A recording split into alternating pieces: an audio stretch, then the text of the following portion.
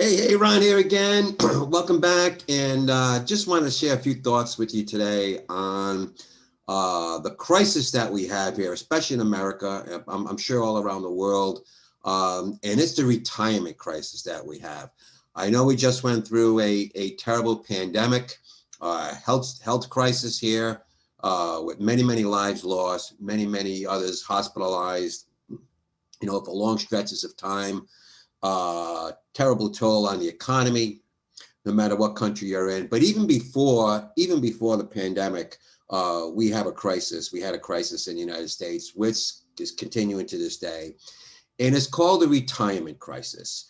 And I just read an article that was published just a couple of months ago in January that says only 39% of Americans have enough money in emergency savings to cover a $1,000 emergency expense. I mean, now think about that for a minute. I mean, that is more than 60% of Americans do not have $1,000 that they can tap into if they have a financial emergency. So I just want to talk about this for a couple of minutes. Just want to bring up a couple of slides here. So just give me a minute here to share my screen. Okay, so we're back here, and we're talking about the retirement crisis in America, and this recent study that showed that 61% of Americans don't have $1,000 in emergency savings that they can tap into if they had a financial emergency, and that's really a sorry state of affairs. And this article here was published in Forbes magazine, is actually about 8 years old. This was published 8 years ago.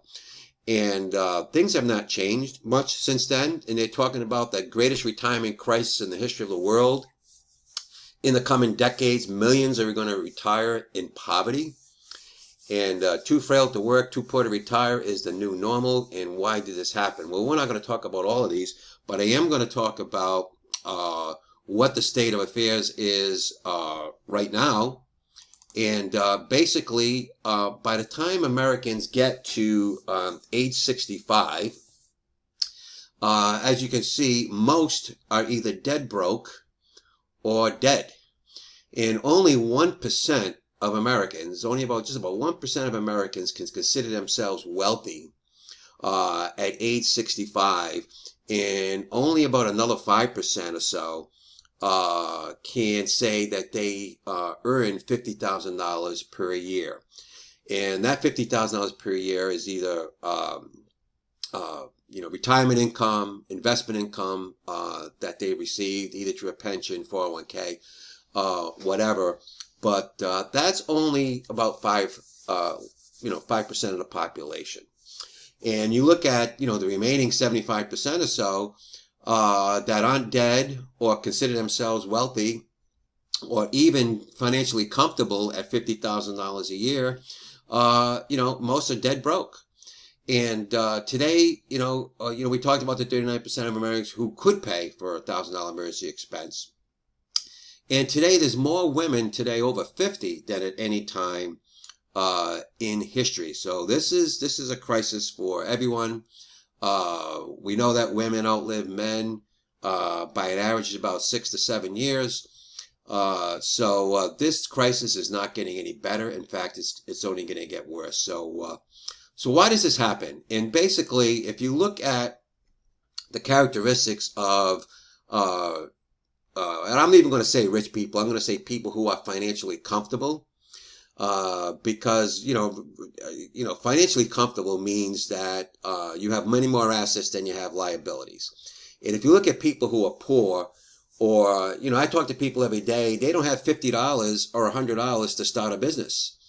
And if you don't have $50 or $100 to start a home-based business, then that's exactly the reason you're in this boat. I mean, you're in this boat where you need something to get yourself out of this hole so that you're not in that 75% where, you're either dead broke or you're dead when it comes to 65. So the reasons why you're in that situation is, people have a lot more liabilities than they have assets. They have high mortgage payments. They have a high car payment. They just got to go out. They just got to have that brand new, shiny new truck, even if it means, taking out a loan from the bank and getting a $400, $500 monthly payment, they're going to do it because that's their lifestyle. That's what they've been brought up to do. They, instead of developing assets, they just pile on more liabilities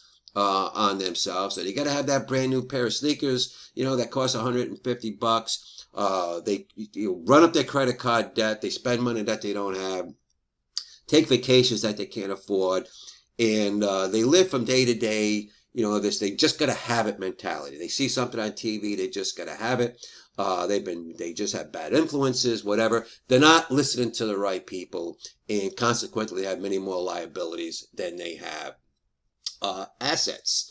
Whereas if you look at the people who are in that 5%, or 10% when they do retire that can consider themselves financially comfortable, they'll have rental investments. They have property where they'll rent out, a few months a year, whatever, that they can rent out, either the entire year or partial of a year if it's a beachfront type property.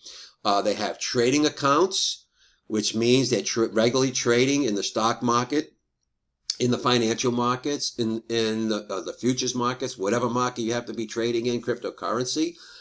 They have trading accounts like I have, and I'm learning how to trade Forex in cryptocurrency, so I can be on my own and not have to rely on people. They also have a leverage-based business where they tap into not only their own efforts but the efforts of others as well, to develop their income. And constantly working on personal development. You hear me talking all the time, that education is king. Keep learning new skills, keep learning. I know people who are in their 40s and 50s who are, still learning. They're getting master's degrees, or they're going to business school, or, they're learning how to trade Forex. Whatever the case might be, you want to constantly develop yourself and continue to learn. And they have mentorship. They got involved with a real good group of people who are like-minded, who share the same common goals and dreams and desires, and they all have $1 million mindset. And those are the people you want to surround yourself with. If you surround yourself with broke people, you're most likely going to stay broke.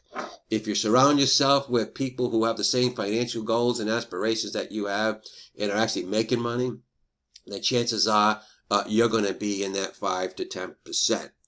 I'm happy enough to say that I've made good decisions in my lifetime.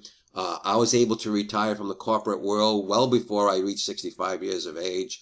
When I found, the direct sales, home-based business industry about 11 years or so ago, that enabled me to, live a lifestyle where I don't have to depend on other people for income. I can depend on my own efforts. And I also still receive a check from the very first direct sales MLM network marketing company that I joined, 11 years ago when I first started in this business. So you want to develop those assets early in life. I wish I did it when I was 30 and, instead of almost 50. So, hey, that's what it's all about. So you want to put yourself in. So if you want to, move from column A to column B and, move yourself from the poor category into that category where you can afford $1,000 expense. If you have a unlikely expense, emergency expense, that you do have $1,000 that you can tap into without going further into debt, taking on more liabilities, taking out a loan or whatever to pay for that emergency, or putting it on a credit card, whatever. All right, so this is something they don't teach you in school. The banks certainly aren't going to teach you it, and insurance companies aren't going to teach you it. But you need to understand the language of money and understand how money works and how money grows if you're going to be financially successful. And basically the rule of money is called the rule of 72. And basically this is the time, how long it takes, the approximate number of years it takes for your money to double. So let's say you have your money in a typical bank savings account, money market fund, whatever they call it, regular savings account. And, most banks that I know of, are only paying about 1% per year, maybe 2% for a high yield CD or something. But you're looking in this 1 to 2% per year if you put your money in a bank. And you're looking at, it takes 6 years to go from $2,000. This is assuming you put $2,000 in, you don't add to it, you don't take any money out, you just put 2,000 in there and just let it stay in there. And after 6 years, your $2,000 is only going to grow to $2,123 dollars. Whoop-de-doo-dah day. It's going to take for you to double your money from $2,000 to $4,000. Look, you're not even doing that in 54 years. You're not even doubling your money in 54 years. Now, the other situation here, you see 12% per year. Now, this is a good year, if you invest in the stock market, if you had your money invested in the Dow Jones average over the last several years. Again, this is no guarantee it's going to continue that way. We've seen a tremendous upswing in the stock market here, beginning about 2011, 2010, maybe towards the end of the first Obama administration into the second Obama administration is where we saw the stock market begin to take off on that 8 to 10% per year growth. Return on investment that continued for the 4 years of the Trump administration. We saw good returns over the last 4 years, and we're seeing that again this year. We're seeing the stock market, reach another new record this year as well. However, there's no guarantee that those kind of returns are going to continue into the future.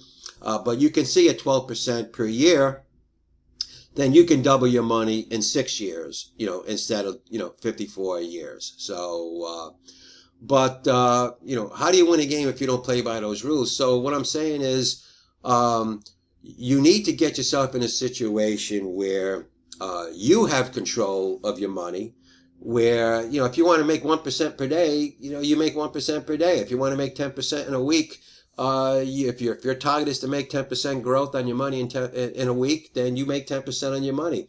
And you do that by learning new skills, and you're learning how to trade yourself, you learn how to trade cryptocurrency, and Forex. So, you're not going to make that kind of money that the banks and the insurance companies are telling, because they want you to invest in their products where, they take high administrative fees or whatever, and they're only going to pay you back, the very, very minimum that they can, while they themselves are investing in the Forex market and making money at a much higher return than their customers are. So I just wanted to just share that with you, that you need to learn how money grows. And you're typically taught in school, hey, put your money into a savings account, even if it's $5 or $10 a week. And once you get into a company, put it into a 401k, and that's good. But you don't want to put all your money there, is what I'm saying, because there are other vehicles that you can put your money into that'll give you much higher rate of return. Okay, I'm going to talk about Bob Kiyosaki's quadrant. I'm going to do that in part B of this presentation. I want to keep this presentation short, but in part B, I'm going to talk about the 4 ways to earn income and what I'm doing to grow my income, and some of the new skills that I'm learning. So this is Ron. Hope you enjoyed this brief presentation.